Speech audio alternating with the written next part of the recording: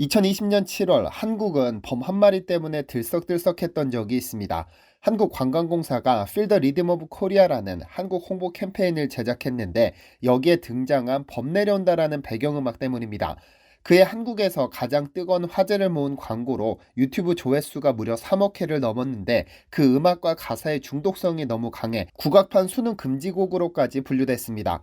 어떤 노래나 그 음악이 하루 종일 귀 속에서 떠도는 현상을 귀벌레 증후군이라고 부르는데 전 세계 인구의 98%가 이 현상을 경험한다고 하죠. 대표적으로 김연자의 아모르 파티나 태진아의 진진자라, 영탁의 찐이야 등이 있고 워너원의 나야나, 동요 중 아기 상어 등이 귀벌레 현상을 경험하게 했습니다. 국악이 귀벌레 현상을 경험하게 할 것이라고는 상상도 못했었는데 이 광고의 이미지가 워낙에 강해 한번 들어본 이들은 전부 같은 현상을 경험했습니다. 그런데 범 내려온다에 범을 두고 호랑이라고 생각하는 분들이 대부분이지만 이는 한자어가 아닌 순수 우리말로 정확히 범은 두 짐승을 동시에 의미합니다. 하나는 호랑이 그리고 다른 하나는 표범인데요. 그런데 아프리카 세렝게티 초원을 찍은 동물의 왕국에서나 등장하는 줄 알았던 표범이 순수 우리말이라는 것이 좀 이상하지 않은가요?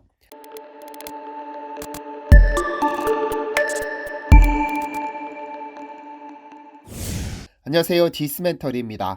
앞서 언급했듯 범이라는 단어는 한자어로 표현할 수 없는 순수 우리말로 호랑이라는 단일종을 의미하기도 했고 일반적으로는 호랑이와 표범을 통칭하는 의미로 사용됐습니다. 표범과 호랑이가 범에 포함되기 때문에 호랑이를 두고 갈범 또는 칡범이라고 부르기도 했었죠. 이렇게 불렀던 것은 호랑이에게는 칡덩굴과 같은 줄무늬가 있기 때문인데 칡을 뜻하는 한자어 가를 붙인 겁니다. 그러나 호랑이는 한자입니다. 호랑이는 호와랑, 즉 범과 이리를 합쳐 만들어진 단어로 본래는 무서운 동물을 의미하는 일반적 단어였으나 후대로 가면서 범이라는 특정 동물을 일컫는 단어로 굳어졌죠. 그런 의미에서 지난 영상에서도 다루기는 했었으나 한반도 땅에는 어마어마한 호랑이 개체수가 존재했었습니다.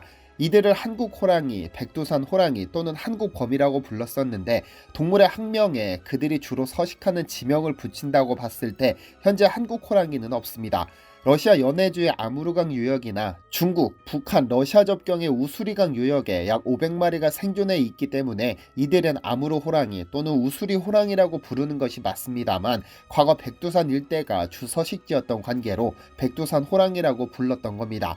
옛부터 우리 조상들은 호랑이를 민족을 상징하는 동물로 여겼을 만큼 개체수가 많았고 조선시대까지도 한반도 전역에 호랑이가 살았었습니다.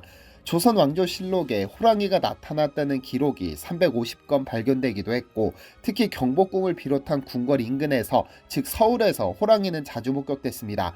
하지만 일제강점기 일제는 해수 구제 사업을 명분으로 1915년부터 경찰 및 헌병 3,000명, 공무원 80명, 사냥꾼 2,300명, 몰입꾼 9만 명을 동원해 대대적인 호랑이 소탕 작전에 나서면서 개체수가 급감했고 1922년 경주 대덕산에서 호랑이가 잡힌 이후 한반도에서는 멸종하고 말았는데요. 그런데 범이라는 단어로 통칭하는 짐승은 호랑이뿐만은 아닙니다. 표범도 범에 포함되는데 옛말에 사람은 죽어서 이름을 남기고 범은 죽어서 가죽을 남긴다는 말은 호랑이보다는 표범에서 유래했습니다. 왜냐하면 호랑이의 칡무늬보다는 표범의 가죽이 동전처럼 둥글고 선명하고 화려해 예로부터 최상의 가죽으로 꼽혔으니까요. 이 말인즉슨 한반도에는 아프리카에서나 볼 법한 레오파드, 즉 표범이 살았다는 의미입니다. 한국 표범의 공식 명칭은 한국표범, 아무르표범 또는 극동표범이라고 불립니다. 먹이를 찾아 산기슭을 헤매고 거침없이 초원을 달리며 사냥할 것만 같은 이미지와는 달리 고산지대에 주로 서식했었죠. 표범 역시 호랑이와 마찬가지로 한반도에서는 사라졌는데 현재 아무르강 지역을 중심으로 약 100마리밖에 남지 않은 심각한 멸종위기종입니다.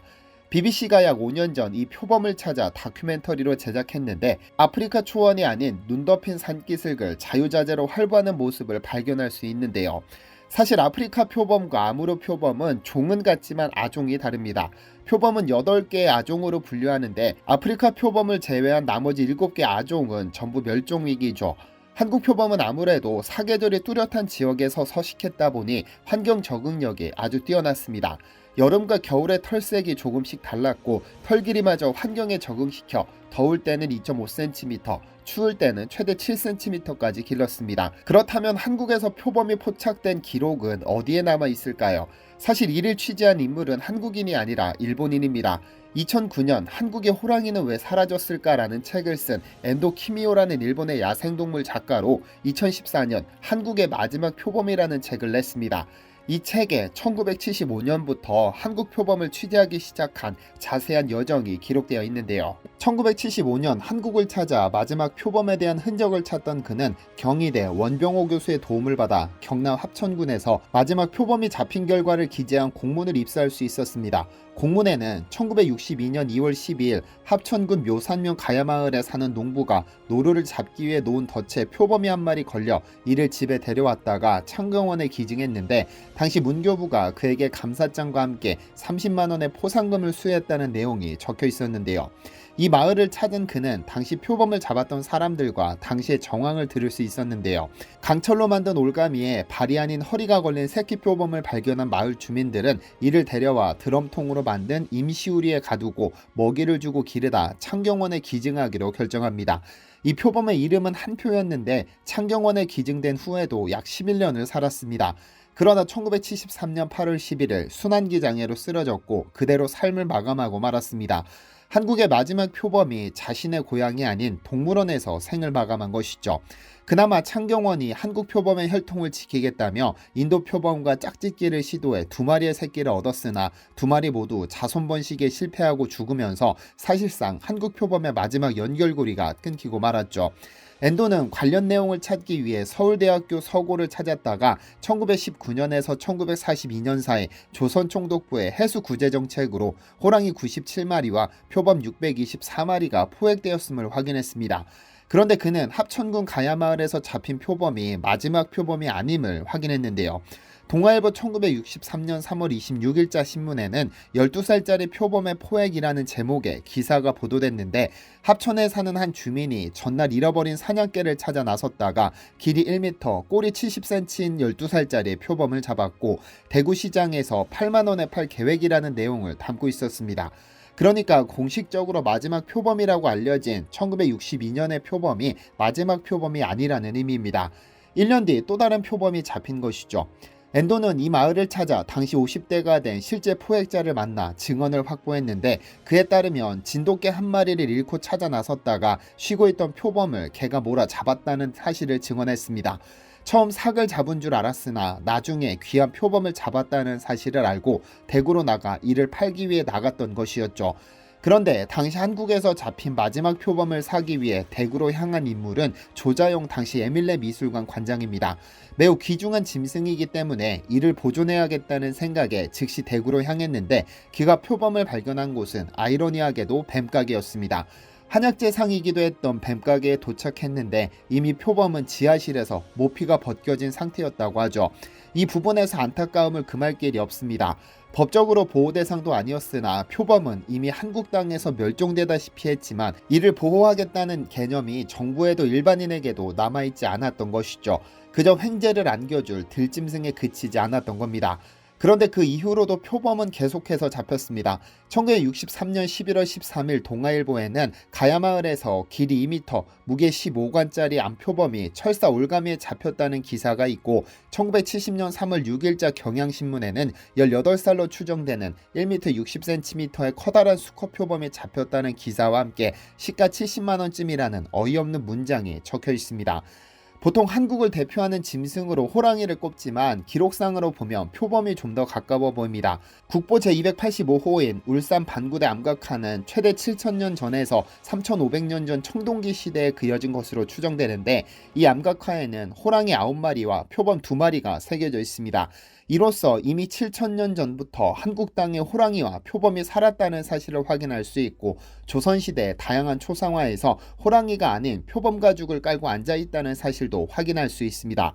호랑이 가죽보다 표범 가죽이 더 귀하게 여겼음을 추측할 수 있는 기록도 남아있는데, 조선시대 궁궐에서 사용된 표피수가 기록된 자료를 보면 호랑이 가죽보다 표범 가죽 수가 6에서 7배 많았으며, 1711년 조선시대 중국 및 일본과의 외교관계 사항을 기록한 책 통문관지에 따르면 병자호란 이후 조선이 청나라에 매년 정기적으로 바쳐야 했던 표범 가죽 수만 해도 142장에 달했다고 하죠. 뿐만 아니라 조선 전기에는 표범 가죽이 호랑이 가죽보다 4배가량 비쌌다는 기록이, 조선 후기에도 호랑이보다 표범 가죽이 50%까지 비쌌다는 기록이 있기도 합니다. 표범에 대한 기록은 또 있습니다. 조선 후기학자 이만영이 1798년에 저술한 유서인 제물보에서 표범은 모양이 호랑이와 같고 작으며 둥근 무늬가 있다고 나와 있으며, 또한 조선의 명의로 알려진 허주는 동의보감에서 표범고기의 효능에 대해서 기록하고 있습니다. 1900년대 초만 해도 한국에는 대략 500마리 이상의 표범이 있었을 것이라고 전문가들은 주장합니다. 김동진 한국교환대 교수는 본인이 집필한 조선의 생태환경사에서 호랑이와 표범의 출산 주기와 평균 수명, 번식률을 고려하면 한반도에는 각각 4천에서 6천 마리의 호랑이와 표범이 살았을 것이라고 추정합니다. 일제강점기 해수구제정책으로 공식적으로 624마리의 표범을 포획했으며, 비공식적인 것까지 합하면 그 수는 월등히 많은 것으로 보입니다. 1970년 기사 이후로 표범이 발견됐다는 주장은 심심찮게 이어지지만 결정적인 증거가 나오지 않고 있습니다. 비록 지금 현재 한국 땅에서 살지 않더라도 언젠가 한국 혈통의 아무르 표범이 돌아와 둥지를 트는 날이 오게 될까요? 디시멘터리에서는 여러분의 제보를 기다립니다. 제 채널에서 다뤘으면 좋겠는 뉴스 또는 널리 알려졌으면 하는 영상은 디시멘터리 네이버.com으로 보내주시면 소중히 제작하겠습니다. 시청해주셔서 감사합니다.